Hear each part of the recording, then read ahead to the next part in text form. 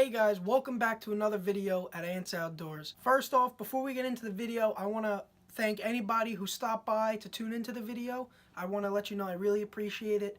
If you enjoy this video, go ahead, drop a subscription, subscribe to my channel, drop a like on the video, comment any suggestions for future videos you have below, any videos you'd like me to make. Super excited for this YouTube channel, and without further ado, let's get into the topic of today's video.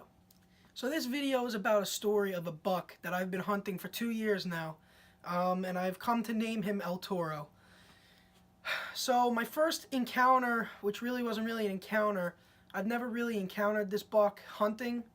When I found out about this buck, I guess we could say it like that, my first discovery of him was last hunting season, which would be the 2016 hunting season, and I went upstate for the opening day of New York rifle season and checked my trail cameras, nothing on the trail cameras, hunted opening day and the day after and that Monday, no luck, no deer.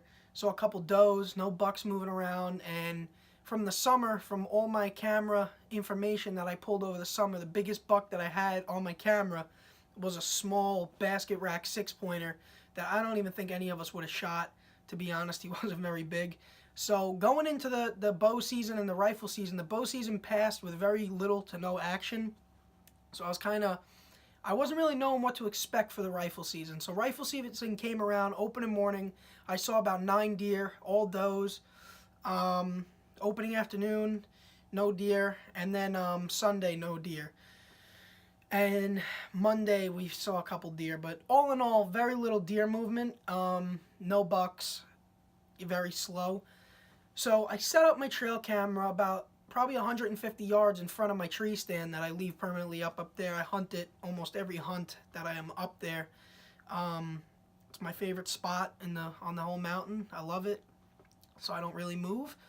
Set my camera up about 150 yards in front of it, and I make a big mock scrape in front of my camera to try and draw in any bucks in the area that could be cruising during nighttime hours, or really any buck that came through the area that was going to stop in the scrape and I was going to get a picture of this deer. So I come back up the following weekend to hunt again with the rifle, and that is Thanksgiving weekend, and I go over to my camera, and there's some pictures on it, and I see that the scrape that I made in front of the camera was tore open, and 2 more scrapes were opened up right next to that scrape, right in front of my camera. So now I'm excited.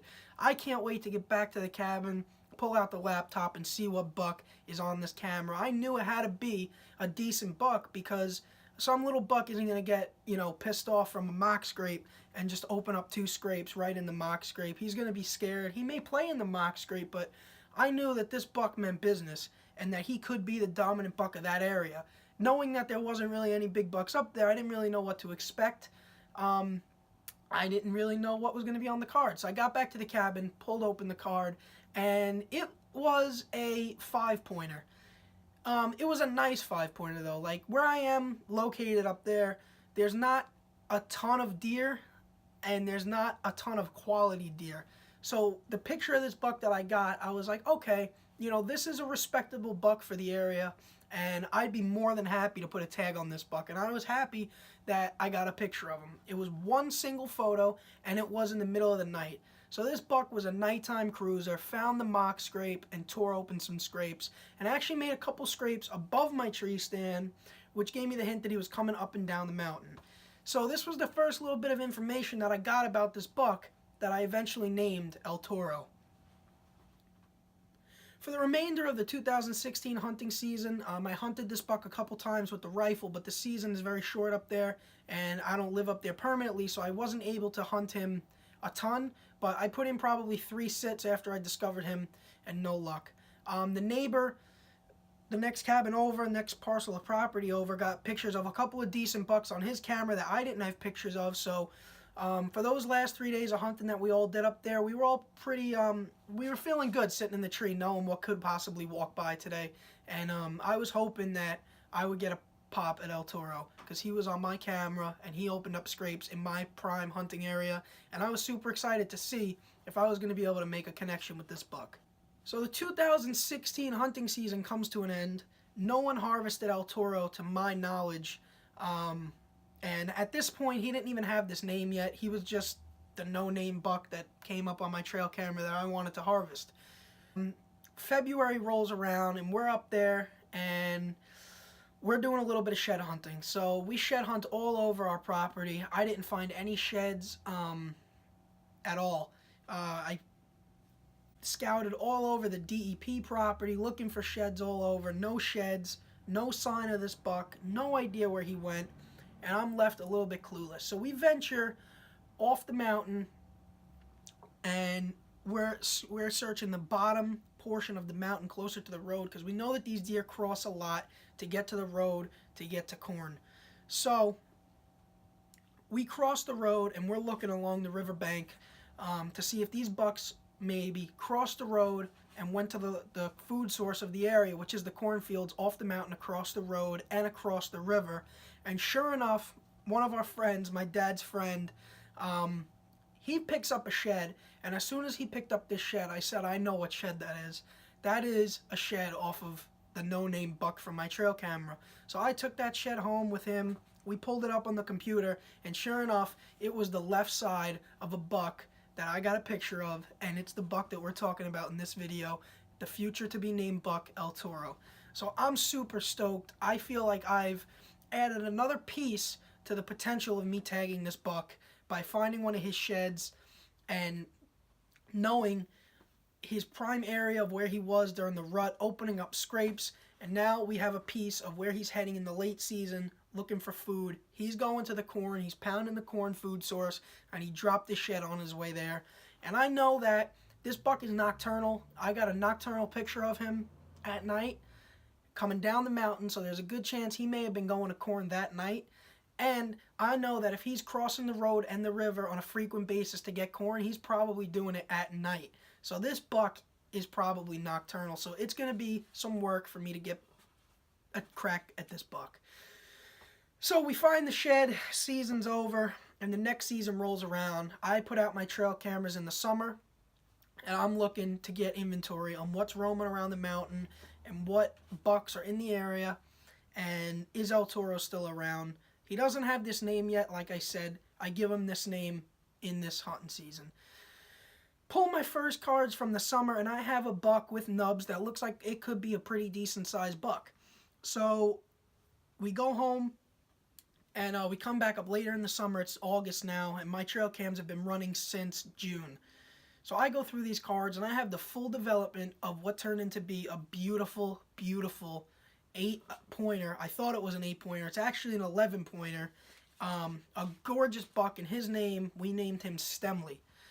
This buck was an absolute freak for the area that we were in. He had kicker points.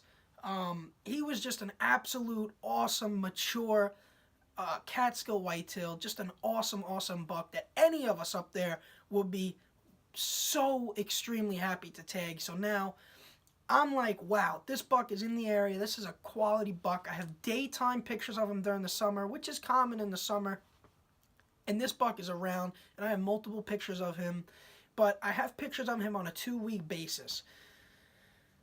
The summer comes to an end, and we get one picture of him in September on the neighbor's property, which is very close to where my cameras are, very, very close. So I consider that, you know, we consider our pictures each other's pictures, whatever. He gets a picture of him September 1st. September 1st passes. We never get another picture of Stemley throughout the whole year. We never get any sightings of him, nothing. Terrible. Don't know where Stemley went. He was really a really nice looking buck, and I really wanted to tag him. Any of us would have loved to tag him. He was a really good looking deer, and unfortunately he disappeared. No one knows where he went. Still haven't had a picture of him, and I'm hoping maybe if I look around hard enough this year, maybe I could locate one of his sheds. But Stemley's not the main purpose of this video. I'm confident that if he didn't get harvested, he'll be back on my trail cams this summer. Eltoro never showed himself throughout the summer, which didn't surprise me because the season previous, I never got a picture of him during the summer. He popped up in November. So the summer passes, no pictures of Eltoro. October comes around, and I'm hoping that this buck has moved into the area, and he's going to be on my trail cams. October, we go up, second weekend of October, to put in a bow hunt, And all we saw was a doe and a fawn all weekend. No other deer movement, no bucks, no pictures of Eltoro, no pictures of Stemley. Stemley's gone. Don't know where he went, or he's hiding from the cameras, one or the other. Eltoro has not popped up yet. Still the no-name buck. He will become Eltoro soon. We go back up the end of October, the beginning of November for rifle season. I pull my trail camera cards, I take a look at what's on it, and I spot a picture, and I know what buck this is. This is the No Name 5 from the year before, and this buck has turned into a beautiful, mature, mainframe 8-pointer, and he looks like Eltoro Loco's rack. His rack comes forward and curls, and I already made the connection. This is the No Name 5 from the year before. I'm super excited. I got 3 or 4 pictures of this buck the first time, coming up and down the mountain, back and forth. I'm super excited. I probably got about 12 total pictures of this deer throughout the season. Every picture was at night in November. One was the end of October. Just a gorgeous, gorgeous buck. And I know that this buck is definitely a nocturnal buck, and it's going to be hard to get him. A couple rubs popped up that I thought might have been him. Obviously no confirmation, but they were in the area of where I got his pictures. Eltoro, I hunt hard bow season. I see no deer. I hunt hard rifle season. I see no deer. I made a trip at the end of bow season. 2 sits for bow, 3 sits for rifle. No Eltoro. No deer, period. I saw 1 deer the whole season up there, and it was a doe and a fawn. And I couldn't understand why, because my trail cameras were showing the deer. They were there. There was deer in the area. The problem is that there's, where I was hunting this deer and where I got pictures of this deer at night, it's kind of on a private road with a lot of cabins, and there's people up there all year round. Not all year round, but they go up there a lot, and everybody has their own interests. Who wants to ride their quads? Who wants to cut down wood? Who wants to go in the woods? Who wants to do what? And just the habitat of where this deer was living was just disturbed. So I truly feel that that has something to do with why I never got, a real life encounter with this deer. I just don't know. I had one encounter, 2016 season, when I first discovered him, the day after I discovered his picture from the week before. And I saw a big body deer move off probably about 200, 300 yards out in front of me. And he just moved through right at first light. I could just see it. Never saw a head, never saw anything. I have no way of confirming that that was him. It was just a big body deer, and it was coming right from where his scrape was. So there's always that little light in the back of my mind that what if that was him? What if I may have encountered him? But there's no proof to that, so I don't know. And that was the year before anyway. The year that he became Eltoro, there was no encounters with him from anyone. Opening day passes, everything passes, and there's a rumor that the neighbor shot a big 8-pointer. I have no confirmation that it was Eltoro. I really don't know. I don't speak with this person. I don't really know him all that well. I would really love to find out if it was, but in the back of my mind, I don't believe it was. I just don't think it was Eltoro. There was other small 8s running around. I don't think it was Eltoro, but right now, we haven't had any pictures of Eltoro because we took the cameras down after rifle season. They're going to be going back up soon, and I'm hoping that we could reconnect with this buck coming into this season, and I'm going to try really hard come February. I'm going to make videos on it. I'm going to look for the sheds off of this deer. This is an awesome, awesome deer, and if he made it another year, he's really going to be a true Catskill giant whitetail buck. I hope you guys did enjoy this video, and maybe next year I could bring you guys along and we could connect and fill a tag on a legend buck that I'm calling Eltoro. I hope you guys enjoyed the video. Stay tuned for more videos here at Ants Outdoors, and without further ado, thank you guys for watching. Drop a like, comment any suggestions or anything you would like to let me know, and subscribe for more.